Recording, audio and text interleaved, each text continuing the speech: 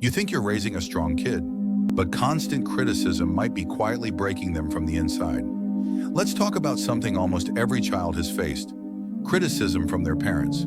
Sometimes it's about grades. Sometimes it's about the way they sit, walk, eat, or speak.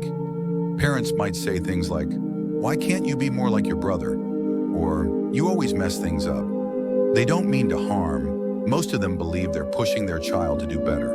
But constant criticism, that's not motivation. That's emotional damage. Here's what actually happens inside a child's brain. The brain starts to release stress hormones like cortisol. Over time, this can create a cycle of anxiety, fear, and low self-esteem. The child begins to believe, "I'm not good enough." They stop trying new things because they fear failure. They don't ask for help because they fear judgment. And they don't talk to their parents because they fear more criticism. This behavior leads to something psychologists call rejection sensitivity. The child becomes overly sensitive to any kind of feedback, even in school or friendships. They may overthink every word someone says because their mind is trained to expect rejection. And here's something deeper: the inner critic.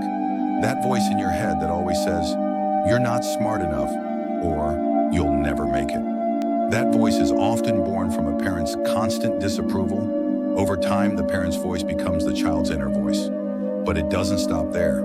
Children raised with constant criticism often develop anxious avoidant attachment. They want love, but they fear being judged, so they pull away, build walls, and suffer in silence. Even as adults, they might struggle with relationships, jobs, and basic confidence. So what can parents do instead? Correct with compassion. Instead of "you're lazy," say, "I know you're capable. How can I help you focus?"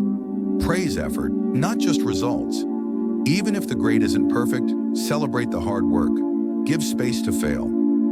Failure is where real learning happens, not in fear of it. Let the child feel seen, heard, understood.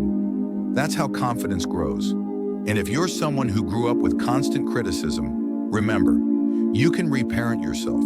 You can speak kindly to yourself. You can break the cycle, because your past doesn't have to define your future. Your story is still being written. Make sure you're the one holding the pen.